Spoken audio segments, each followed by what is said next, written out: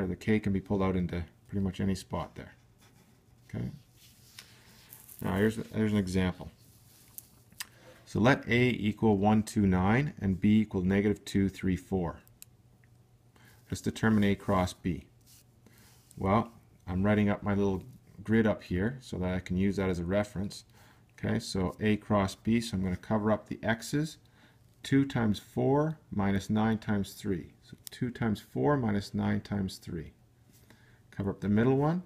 9 times negative 2, right here, minus 1 times 4, right there. Cover up the last one. So 1 times 3, right there, minus 2 times negative 2, which is right there. Work that all out, and we get this vector. Negative 19, negative 22, 7. How can we check to see if that's right? You take that and do the dot product with A, and that and do the dot product with B and see if it equals 0. Because the cross product should be perpendicular to both vectors that are given. Okay. Part B. Show that the magnitude of A cross B is equal to magnitude of A times magnitude of B times sine theta, the area of the parallelogram. Okay, let's see if it's true. Well, let's look at the left side. The left side is A cross B magnitude. Here's the magnitude. Plug in the coordinates that we found in part A, and it works out to root 894, which is approximately 29.8998. Now the right side, a little more complicated, we need to find theta. We know how to find an angle between two vectors using the dot product, so we might as well use that. So cos theta equals A dot B over magnitude of A times magnitude of B, which equals this nice formula here, and eventually gets us an angle of 36.778 degrees. Okay, so you should be able to work that out. You pause the video if you need to go through this. Okay. Now the right side, now we can work it out. Magnitude of A times magnitude of B sine theta. Okay. Plug in magnitude of A, which is this.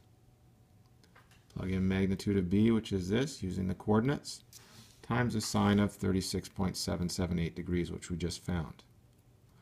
Work that all out, and we get the right side equal to 29.88 or 0.8998, which is what we had the left side equal to. So it worked out. Okay. Next question, what is the area of the parallelogram formed by A and B? Well, area of the parallelogram is A cross B. Okay, so that the magnitude of A cross B, which is how it was defined. And we found in part B that that was 29.8998 units squared. Okay. And D, using the cross product of A cross B, determine three non-collinear vectors, so non-collinear vectors, that lie on the same plane formed by A and B. Okay, so you got a plane that's formed by A and B, so say the two vectors are A and B are like this. Okay, and they form a plane. Then the cross product is going to come out or go into the page. It's going to be perpendicular to both those two.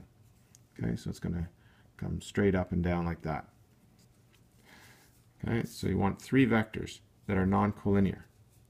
So any vector that is perpendicular to the cross product, which is represented by this pen, is going to then lie on this page. Okay? So there's a quick way that I can show you how to do this. So any vector perpendicular to A cross B will lie on the plane formed by A and B. So let C, D, and E be vectors in the AB plane. So what I've done here to do this, you need a vector that when you dot with this one gives you 0. Okay, so when you do the dot product of algebraic vectors, you're multiplying the x, the y, and the z coordinates and adding them. So I've chosen this one. I'm choosing the z to be 0. So 0 times 7 is 0. That goes away. So 7 we don't have to worry about. If you just flip the other two and change the sign of one, when you do the dot product, it's going to give you 0. They will cancel each other out. So that's why I've done that there. So this is a quick way of finding a vector that's perpendicular to another one in 3 dimensions. This one, I let the x coordinate equal 0, and I flip the y and z and change the sign of of one of them. So that will cancel out when you do the dot product with that. You need to check that. Okay, and then I let the y coordinate equal 0 and flip the x and the z and change the sign of one of them. Okay, these are non-collinear because they have different 0 coordinates. Okay, so anything times this vector will never get me a 7 for the y coordinate, because anything times 0 is 0. So I'm never going to get the 7. Same with this.